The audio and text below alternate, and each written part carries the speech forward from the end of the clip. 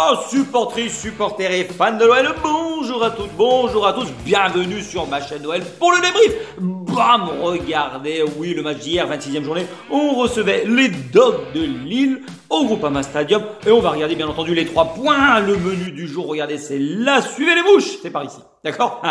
Oh oui, premier point. On va analyser le match, le contenu, ce que l'on a vu, ce qui était bon, pas bon. En plus de ça, la finition. Oh, maman, quel manque de finition, quelle carence encore une fois dans le dernier geste. La deuxième partie, voilà, et le deuxième point. Est-ce que c'est la fin des espoirs? Tout à 10 balles où je remballe une part de gâteau. Foutez-moi le camp, bande de nazes, d'accord? Enfin, les tops et les flops avec les cartons. Je les mets à l'endroit. Oh oui, UNAF, quand j'étais arbitre, regardez les premières vidéos. Union nationale des tocards et des bananes de France. Elles étaient toutes là. Hier, il y avait le gratin. C'était la tournée de Grand-Duc, que ce soit sur le terrain ou dans le camtar avec la VAR. Oh, c'était grandiose. C'était du grand spectacle affligeant. Bon, on commence tout de suite avec le match d'hier. Comme d'habitude, je vous mets les statistiques en parallèle. Mais les statistiques, c'est un peigne pour les chauves. On ne peut pas analyser, on ne peut pas se baser focus uniquement sur les statistiques. Sinon, on aurait gagné le match. C'est ça. Mais hier, c'est pas ce qui s'est passé au tableau d'affichage. Ça a fini à 0-1. D'ailleurs, je n'ai pas fait de pronostic. Mais franchement, j'ai peut-être bien fait. Parce que j'aurais donné une victoire de l'OL, bien évidemment. Bon, sur le contenu du match. C'est sûr, on ne mérite pas de perdre. On va pas se mentir. On a eu les occasions, on a eu les possibilités, mais une fois de plus, dans le dernier geste, on a fait de la merde. Il n'y a pas d'autre mot. Alors certes, les frappes, pour moi, c'est les frappes de pupille. Hormis l'occasion de Dembouz, là, la toute première, quand le gardien sort rapidement dans ses pieds, Jardim, et Lucas Paqueta qui frappe à l'entrée de la surface et le gardien se met rapidement au sol. Toutes les autres frappes, c'était des frappes qui puaient la daube. Des frappes de pupille où le gardien, il a plus qu'à se baisser, tu plies le genou, tu cueilles les fraises. Mais ce ne sont pas des grosses occasions de but. Et dans des matchs comme ça, on le sait très bien, quand tu commences à chauffer le gardien, tu tires sur lui, tu le mets en confiance, tu le rassures, il va être chaud, il va tout sortir. C'est comme ça. Et ouais, à un moment donné, on a su avoir les possibilités à la fois pour ouvrir le score et à la fois de revenir quand on a été mené. Mais dans le dernier jet, c'est pas possible. On peut pas attendre 4, 5, 6 frappes pour marquer un pion. Non. Donc déjà, il y a un débat, enfin, il y a un point sur lequel je vais mettre en avant. Il nous faut un attaquant de classe mondiale capable sur une occasion de te mettre des filoches. Pas 4, pas 5. C'est pas possible. On peut pas continuer ainsi. Les guns, je l'avais dit dans plusieurs vidéos. Combien de fois on a marqué 3 buts dans un seul match? Je crois que la dernière fois, c'était contre Strasbourg. Et il y a Clermont, on a fait 2 matchs à plus de 3 buts. Je parle pas de la Ligue Europa parce que les adversaires étaient beaucoup plus faibles. Mais à un moment donné, comment tu veux gagner un match si tu es obligé de marquer 4, 5, 6 fois? On a une force de frappe offensive, mais on est incapable dans le dernier geste de se mettre à l'abri. C'est pas possible, les gars. Hier, que ce soit Fèvre, Paqueta, Karl Magic, Moussa Dembouz, les 4 offensifs, il n'y en a pas un qui a réussi à tromper le gardien. Franchement, alors certes, il y a eu du bon. Il y a eu une première mi-temps où c'était assez équilibré et Lille, c'était parfaitement en place, les gars. 2 lignes de 4 avec un pressing des 2 de devant. Par contre, les mecs, ça bouge pas. Il y a l'autocar, il est venu. Il y avait aucun fond de jeu hier, Lille, on va pas se mentir. Alors, une fois qu'ils ont ouvert le score, je t'en parle même pas. Ils ont tiré le frein à main, ils se sont mis devant les cages. Mais ça, c'est pas notre problème. Eux, ils viennent, ils font leur match. On s'occupe pas d'eux. Nous, on est capable, avec les joueurs que l'on a et les forces de frappe que l'on a, de pouvoir gagner ou renverser un score. Eh ben, une fois de plus hier, on n'a pas arrêté de venir s'empaler dans l'axe. On a fait des belles combinaisons. On a su trouver l'ouverture à des moments.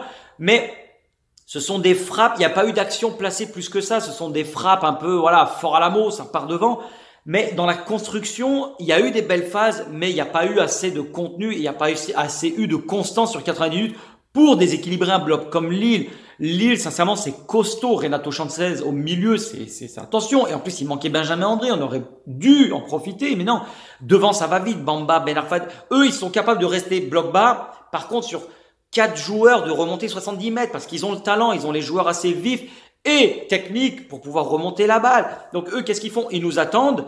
Et ils ont, du moment où tu n'ouvres pas le score sur l'occasion, la première, c'est le tournant du match. Dembouz, il la met, c'est plus le même match, c'est comme contre Nice. Au bout de 3 minutes, tu ouvres le score, c'est toi qui gères le tempo du match et c'est toi qui gères comment la partie va se dérouler. Alors certes, on n'est pas capable, nous, de gérer, on ne sait pas comment le faire, ça fait des années, mais tu te mets tout de suite à l'abri et les occasions que tu as, les premières, il faut les mettre au fond. Dembouz, le contrôle est trop long, il n'est pas bon. Du coup, le gardien a le temps de sortir dans tes pieds, il n'y a plus assez d'espace pour pouvoir la piquer ou ouvrir le pied, c'est mort. Et ouais, et du coup, Pareil, Karl Magic, on vient s'empaler, les frappes, tout. Non, ça manquait vraiment de grinta. Tu vois, la grosse chiche, tu mets une pointe et ça arrache la cage. C'est ça qu'il nous faut. Donc, du coup, Lille est resté en bloc vraiment compact. Et tu voyais que le rythme, il est retombé. C'était haché. Lille vraiment a gagné du temps, mais c'est normal. C'est ça le haut niveau. C'est comme ça. Et puis sur le but qu'ils mettent, Lille, on est en retard. Ils ont le temps de faire des passes, de faire un dédoublement sur le côté, de repartir. On est trop loin. Alors la merguez, il glisse, bam, Dubois, il est venu pour couvrir. Fèvre, il est un peu en retard. Qu'est-ce que tu veux faire? On n'a pas été mis en danger. Ils ont eu une occasion. Ils mettent une filoche, contrairement à nous. Il y a José Fonte qui a mis une tête. C'est tout. Basta. En 90 minutes, 2 frappes. C'est tout. Mais eux, du moment où ils ouvrent le score, après, faut pas s'attendre à ce qu'ils fassent du jeu. Et ils ont raison. C'est à nous de nous débrouiller. Par contre, il y a un point dans la construction du jeu, moi, qui me déplaît fortement. C'est, on ne compte que sur nos joueurs offensifs. Et ça, non. Ce n'est pas possible. Notre meilleur buteur, par exemple, c'est Paqueta, il a 7 buts. Dembouz t'enlève ses pénaltys, c'est 4 buts dans le jeu en 30 matchs. Ouais, c'est pas assez, même s'il a été blessé. On n'a pas de joueur capable vraiment de perforer, de marquer beaucoup de buts. Du moment où t'as pas un grand buteur, tu peux rien faire. Mais surtout dans les constructions. Le point que je veux dire, les défenseurs, les latéraux, le foot moderne, tu dois t'appuyer sur des latéraux qui dédoublent, qui passent dans le dos, qui proposent des solutions. L'attaquant prend l'intérieur. Le milieu, le 10 ou Paqueta ou l'un des relayeurs vient à proposer une solution intérieure. Il lance en profondeur, ça ouvre le couloir aux latéraux. Mais ça, on ne sait pas le faire. Nos latéraux, combien de passes D ils ont? Ils ne participent jamais aux constructions, aux phases offensives. Je vais pas remettre la faute sur eux, mais à un moment donné, si tu veux marquer des buts, tu ne peux pas te reposer que sur tes joueurs du secteur offensif. Non, c'est un travail d'équipe. Nos relayeurs, qui sont Cacré, Tanguy, et comme quand il y avait Bruno G, il faut être capable de performer, de frapper, mettre une grosse pointe, arrachez-moi la cage. On peut pas jouer tout le temps, revenir dans l'axe à la baballe. À des moments, on fixait le bloc. Il fallait changer le jeu rapidement et il fallait que les défenseurs prennent le couloir. Et Emerson, hier, on a beaucoup plus joué de ton côté. Tu n'y es pas arrivé. Tu ne portes pas assez offensivement. Ça n'apporte rien. Les défenseurs ne savent pas centrer. Qu'est-ce que tu veux qu'ils fassent une passe D? Ils savent même pas centrer. Baba, mais c'est pas possible. Il faut que ça participe. Il faut que vous apportiez une solution à un moment donné. Vous faites partie du jeu. Vous êtes dans un poste clé. Les latéraux modernes, c'est ça. Quand tu vois que tes attaquants n'y arrivent pas, les latéraux, c'est leur rôle de proposer une solution.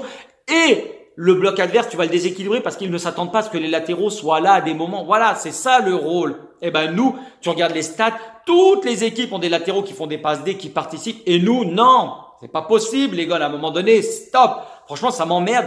Il faut que toute l'équipe se prenne en main, pardon. J'étais sûr que ça allait être vraiment le déclic. Là, concrètement, ça sent le sapin, les gars. Attention, hein.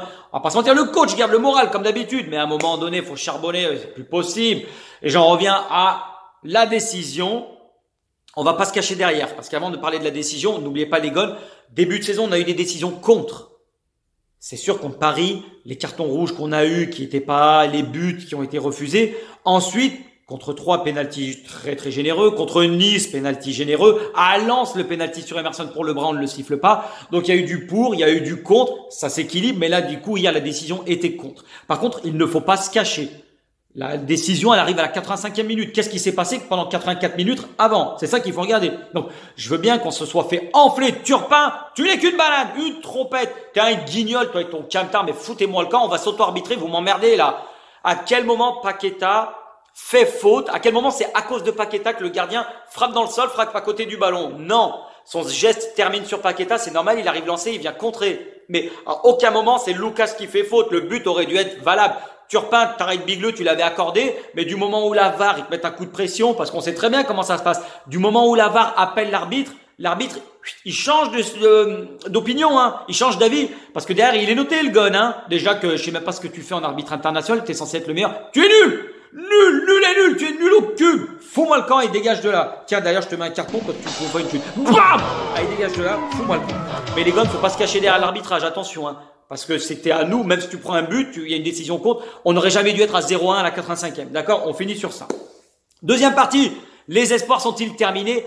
Attention les guns, parce que là, ça commence à sentir le rouchiche. Je vais pas vous mentir, ça sent le sapin. On avait dit qu'on ferait un point fin janvier, puis fin février. Ce que l'on regarde, c'est qu'on n'avance pas, on est encore moins bien classé qu'avant. On est 10e, les gars. La situation est critique, je garde le moral. Parce que tant qu'il y a de la vie, il y a de l'espoir. Oh oui, mathématiquement, on peut y arriver.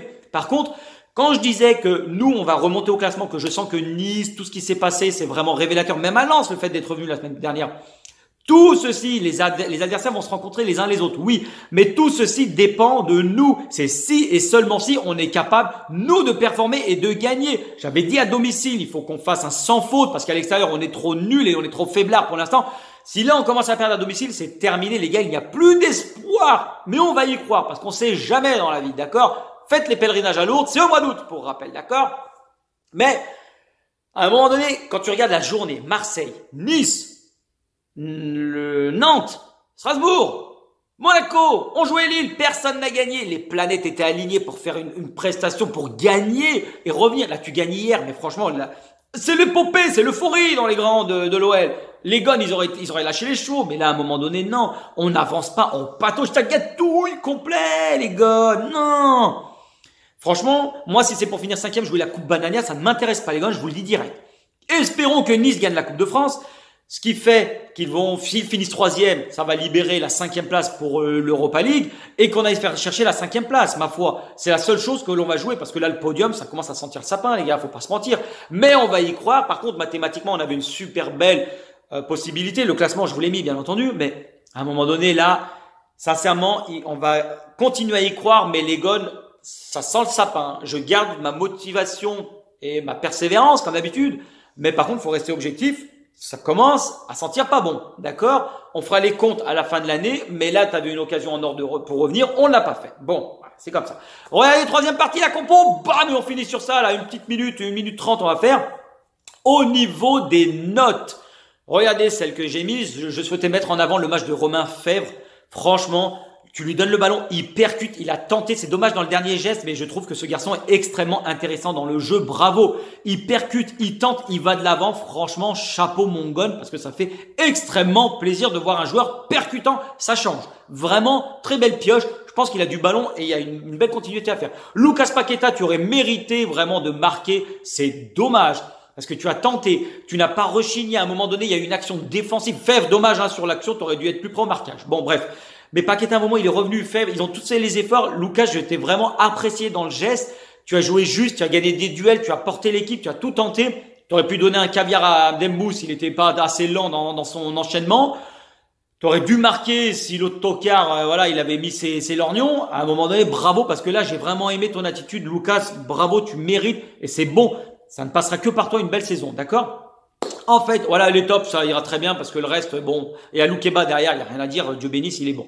Les flops et les cartons, bam, c'est toujours les mêmes. La merguez, t'as planté, t'as glissé, fallait mettre les bons chaussons, tu joues en mule et en babouche, ça passe pas sur un terrain humide, on te l'a dit 100 fois, t'écoutes pas, pourtant t'avais fait un bon match. Et les latéraux, Dubois et Emerson qui n'apportent pas, qui défendent. Dubois, il a pris l'eau de toutes parts, loin du marquage. Oh, maman. Là, j'ai vraiment envie de voir Dolce Gusto. Hein.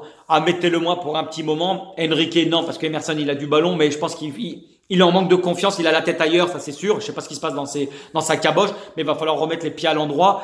Mais bon, voilà, j'ai pas envie de taper sans arrêt sur les mêmes joueurs, mais c'est mon ressenti. Je trouve que nos points faibles sont toujours les mêmes au même endroit avec les mêmes joueurs. Force est de constater que les semaines se suivent et se ressemblent. Voilà les gars, c'est tout pour aujourd'hui. Un grand merci à toutes, un grand merci à tous parce qu'il y a de plus en plus d'abonnés. Faites tourner la chaîne, bien entendu, faites-la vivre avec grand plaisir. Laissez des commentaires, ça me fait extrêmement plaisir également. N'oubliez pas, l'Olympique Lyonnais est et restera une formidable raison d'être heureux. D'ici là, portez-vous bien. Il faut être fort dans la vie parce qu'elle nous fera pas de cadeau. Allez, tchuss les gars, belle journée, profitez du soleil et foutez-moi le camp là, vous m'emmerdez. Allez, ciao.